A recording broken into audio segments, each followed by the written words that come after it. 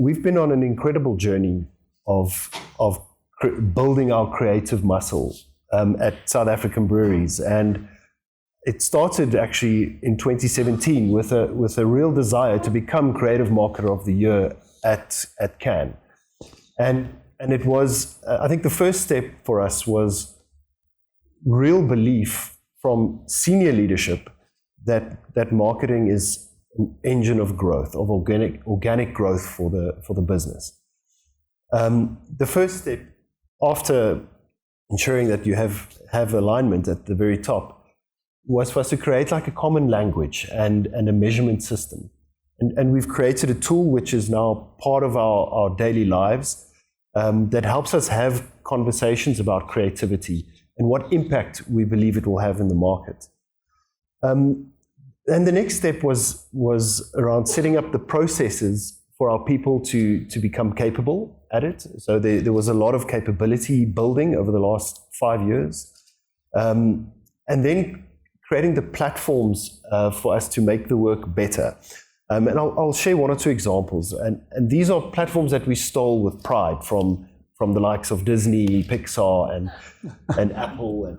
And the first one is what we call the Brains Trust. So while our teams are creating the work, when the work is still in idea stage, we assemble a team of senior creatives from across the globe. So on this panel, reviewing our work in South Africa, we have the VP for strategy at Kraft Heinz. We have Burger King CEO. We have Wyden Kennedy ECD, FCB New York ECD.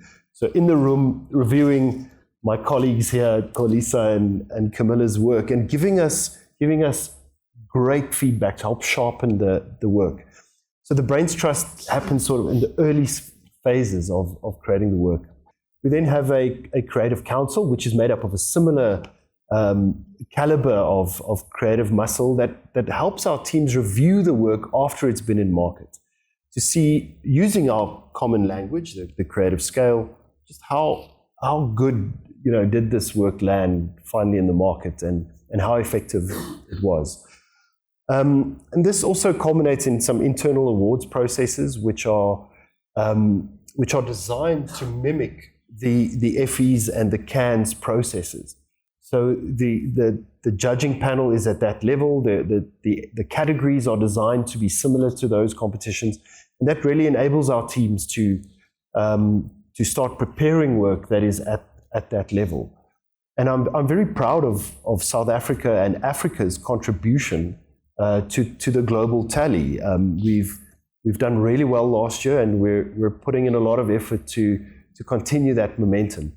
But to sum it up, Pete, I think a real belief in the power of creativity to drive results, and then very deliberate platforms and tools to enable the people. For you as agencies and for you as a brand, what have you found in terms of how COVID has changed your approach to creating more effective connections, essentially with consumers using, I mean, in this instance, using data, but it could be any kind of example. Look, I think not specifically talking about COVID, but the use of technology and the way it's shaping our role as marketers is significant. I mean, I never would have thought when I started my career that the largest department in our marketing team would be data scientists and business intelligence and